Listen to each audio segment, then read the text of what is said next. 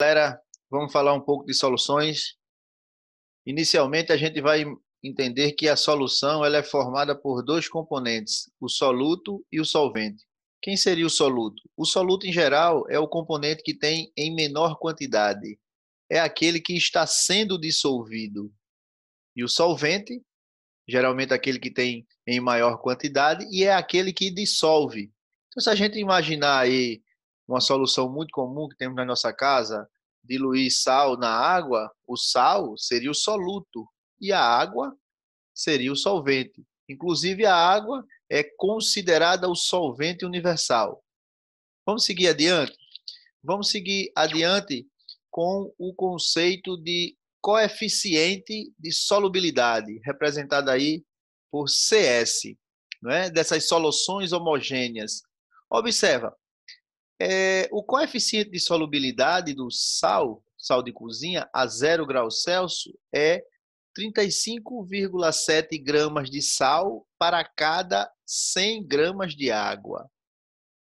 Então, eu consigo dissolver a 0 graus Celsius até 35,7 gramas de sal para cada 100 gramas de água.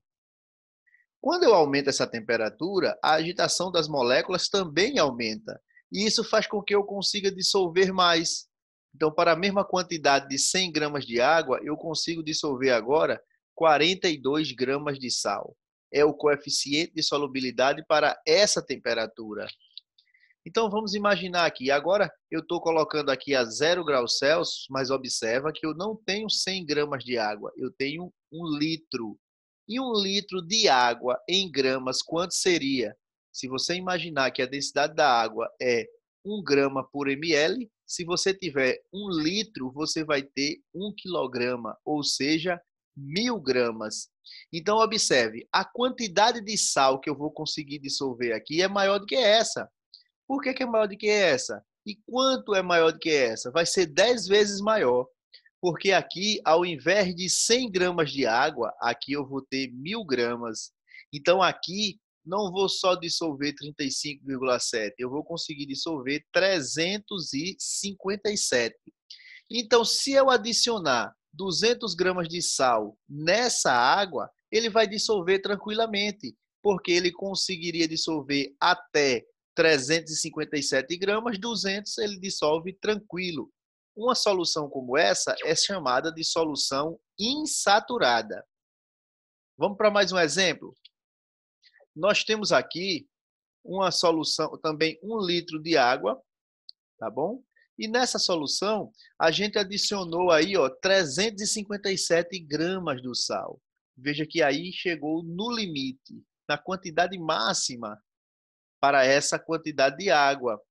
Por quê? Pelo coeficiente de solubilidade. Então, ele está nem a menos nem a mais, está no limite.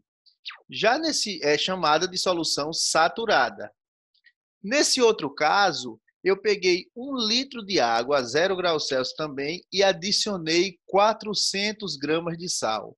Veja que, pelo coeficiente de solubilidade, se é 1 litro, que representa 1.000 gramas de água, eu só conseguiria dissolver 357. Se eu coloquei 400, eu coloquei a mais. Portanto, eu formo uma solução saturada, só que agora uma solução com corpo de fundo. Ou seja, ele dissolveu 357 e ficou uma quantidade lá no fundo do recipiente. Vamos passar adiante? Agora a gente vai tentar compreender como é que seria uma solução supersaturada. É uma solução que está dissolvendo além da quantidade do coeficiente de solubilidade. Vamos ver? Se você tem 1 litro de água a 0 graus Celsius e colocou os mesmos 400 gramas que terminamos de ver. Observe que ele só consegue dissolver 357 pelo coeficiente de solubilidade. Mas aí eu aqueci, essa representação em vermelho mostra o aquecimento. Quando ele aqueceu, passou a 25. Então, ele consegue dissolver os 400 gramas. Por quê? Porque a temperatura está maior e o coeficiente de solubilidade também é maior por conta da agitação das moléculas.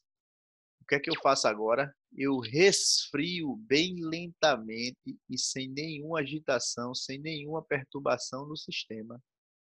O que é que vai acontecer? Mesmo estando a 0 graus Celsius, a solução vai estar completamente dissolvida, não vai ter corpo de fundo. Observe que assim ela dissolveu além da quantidade e ela é chamada de solução super saturada, porque dissolve além. Mas cabe destacar que essa solução supersaturada, ela é muito instável. Se houver qualquer perturbação no sistema, aquela quantidade que ela dissolveu a mais, ela deposita no fundo do recipiente. Se a gente for imaginar nas curvas de solubilidade, que são gráficos que representam o coeficiente de solubilidade, você vai ver que tanto a solução insaturada, quanto a solução saturada, quanto a solução saturada com corpo de fundos, elas representam um comportamento normal. O que seria o comportamento normal? Aumentou a temperatura, aumenta a solubilidade. Já quando se trata da solução supersaturada, ela é um comportamento anormal, porque diminui a temperatura e não acompanha o coeficiente de solubilidade. Então, observe que é um comportamento anormal. Então, vamos agora ver exemplos para que a gente possa ter a noção. Vê só. A 18 graus Celsius, a solubilidade de uma substância X é de 60 gramas a cada 100 ml de água. Nessa temperatura, 150 gramas de X foram misturados em 200 ml de água. O sistema obtido é heterogêneo com uma fase? Já está errado, não pode ser heterogêneo se só tem uma fase. Homogêneo com duas fases? Também está errado, homogêneo só pode ter uma fase. Vamos ver aqui as outras três e discutir no final. Mas vamos pensar, se essa solução, se nessa substância aí, ela consegue dissolver 60 gramas em cada 100 ml de água, pensa comigo, se são 60 gramas em cada 100 ml de água, ou seja, se for 200 ml de água, eu vou conseguir dissolver 120. Ora, não era 60 a cada 100 ml de água? Então, se você consegue dissolver 120, mas adicionou 150, então vai conseguir dissolver os 120 e os 30 vai ficar depositado no fundo. Qual seria a opção? Letra C, uma solução saturada com corpo de fundo. Por quê? Nos 200 ml, só conseguiu dissolver os 120, depositou 30 no fundo do recipiente. Vamos para mais um exemplo. A curva de solubilidade do nitrato de potássio dissolvida em 100 gramas de água em função da temperatura é mostrada abaixo. Está aí a curva de solubilidade para o nitrato de potássio. Se tivermos 50 gramas de água a 50 graus Celsius, qual será a massa dissolvida de nitrato de potássio? Qual a massa de nitrato de potássio será dissolvida? Tá o gráfico. Vamos analisar? Vamos analisar esse gráfico, pessoal. Primeiro que observa que o gráfico se refere a 100 gramas de água. E a questão, o que ele pede, se refere a 50 gramas de água. Onde foi que eu tirei isso? Olha aqui, ó. Voltando, o gráfico se refere a 100 gramas e a questão se refere a 50. Então, vamos observar. A questão também se refere a 50 graus Celsius. Onde é que estaria 50 graus Celsius? Vamos observar aqui, ó. Entre 40 e 60, exatamente no meio. 50 graus Celsius. Observando pelo gráfico, quanto é que seria? Ali, ó.